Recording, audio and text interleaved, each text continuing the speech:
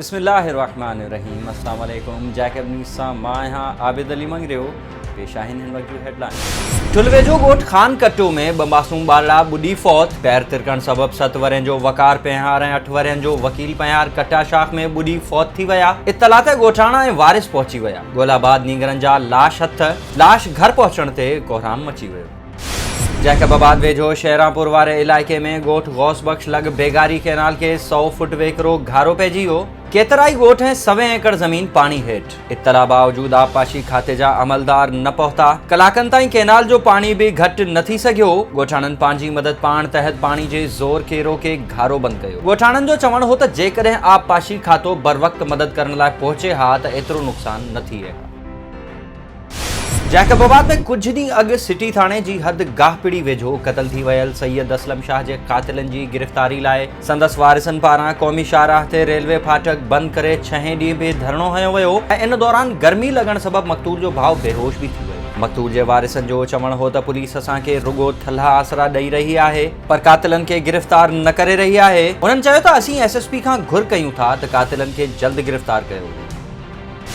जैकबाबाद वेझो गोठ 9 वाह वासिन जो ज़मीन ते कब्ज़ो कंदड़नि ऐं जवाबदारनि खे गिरफ़्तार न करण ते मौलादात पुलिस ख़िलाफ़ एहतजाजी मुज़ाहिरो। ॻोठाणनि रजब अली ग़ुलाम रसूल ऐं ॿियनि जो चवण हो त 9 वाह वेझो असांजी 50 जरेब ज़रई ज़मीन आहे जेका गुज़िरियल 55 वरनि खां असां वटि आहे ऐं हाणे मौला बख्श ग़ुलाम मुस्तफ़ा सदरदीन ऐं मोरज़ादो खोसो ज़मीन ते कब्ज़ो करण ऐं ॻोठ खां लॾाइण लाइ असांजे ॻोठ ते हमिलो करे 4 ॼणनि खे ज़ख़्मी कयो आहे जंहिंजो केस दाख़िल हुअण बावजूद पुलिस खेनि गिरफ़्तार न पई करे। उन्हनि SSP खे अपील कंदे चयो त असां मथां हमिलो कंदड़ ऐं ज़मीन फॿाइण जी कोशिश कंदड़ ख़िलाफ़ कार्रवाई करे इंसाफ़ फराहम कयो वञे।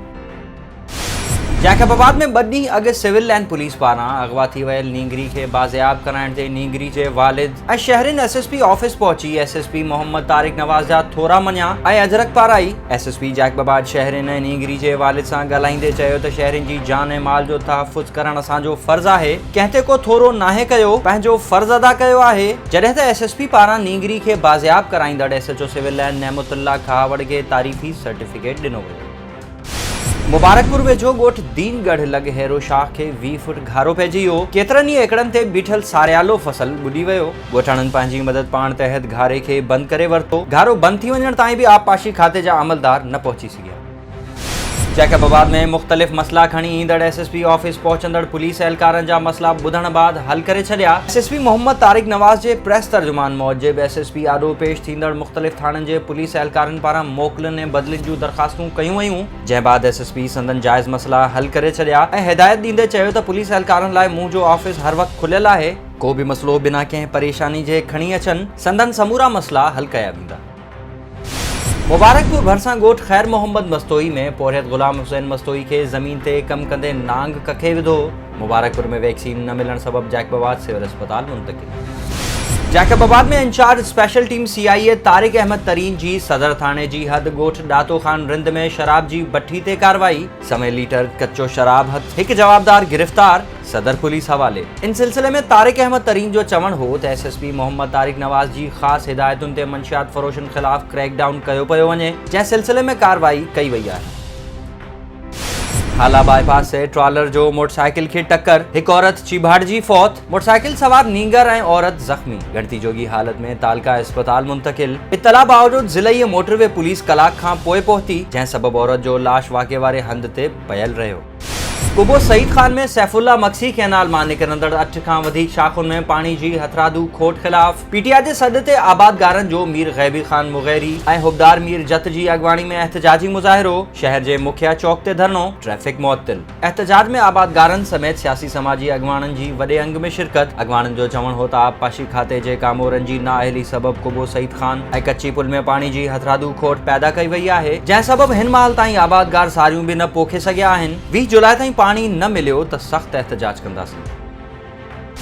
मटियारी पुलिस जो मुख़्तलिफ़ इलाक़नि में मंशियात फ़रोशनि ख़िलाफ़ क्रैकडाउन। 10 ॼणा गिरफ़्तार केस दाख़िल। SSP मटियारी जे हुकुम ते पुलिस पारां शाहपुर दरपुर उडेरो लाल स्टेशन ऐं भिटशा थाणे जे मुख़्तलिफ़ हदनि में कार्रवाइयूं जंहिं दौरान इरफान महर अलीशेर बिरोही अरशद अहमद हसन याकूब अज़ीज़ुल्लाह समेत 10 जवाबदारनि खे गिरफ़्तार करे नशे एक्ट तहत केस दाख़िल कयो वियो।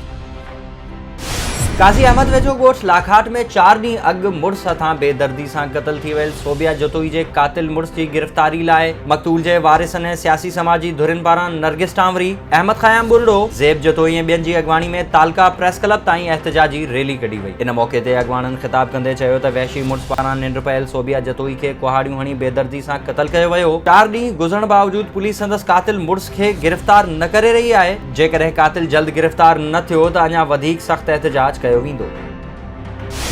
मटियारी जे तालका अस्पताल में सहूलतनि जी खोट ख़िलाफ़ हलंदड़ ख़बरुनि ते कमिश्नर हैदराबाद नोटिस वरितो। मुख़्तियारकार मटियारी ग़ुलाम मुस्तफ़ा शर अस्पताल पहुची मिलंदड़ सहूलतनि जो जाइज़ो वरितो। मुख़्तियारकार मटियारी सहाफ़ियुनि सां ॻाल्हि ॿोल में चयो त अस्पताल में मरीज़नि खे मिलंदड़ सहूलतनि खां मुतमइन न आहियां। हर पासे गंदगी जा ढेर लॻल आहिनि। एमरजेंसी में बि मरीज़नि खे एम्बुलेंस जी सहूलत नथी मिले। अस्पताल जे वार्ड जी हालत बि ख़राब आहे। समूरी सूरत हाल बाबति कमिश्नर हैदराबाद खे आगाह कंदुसि। मीरपुर साकरो जे ॻोठ ग़ुलामुल्ला गाहो में डॉक्टर मारवी पलीजो पारां सेहत सुजागी मुहिम जे सिलसिले में ॻोठाणी औरतुनि सां गॾिजाणी करे खेनि सेहत बाबति आगाही ॾिनी। इन मौक़े ते डॉक्टर मारवी पलीजो जो चवणु हो त सिंधी क़ौम कोरोना, औरत दुश्मन रीतुनि रवायतुनि, हेपेटाइटिस समेत ॿियनि केतिरनि ई बीमारियुनि में जकड़ियल आहे। अहिड़ी सूरत हाल में सिंधी औरत खे पुख़्तो करण जी ज़रूरत आहे त जीअं हू पंहिंजे घर, ॻोठ ऐं मुआशरे में बहितरीन किरदारु अदा करे सघे। हेडलाइंस वधीक ख़बरुनि ऐं तफ़सील लाइ विज़िट कयो असांजी वेबसाइट www.jacobnews.com ऐं फेसबुक ते फॉलो कयो। ॾिसंदा रहो जैकब न्यूज़, ख़बर खां हक़ीक़त।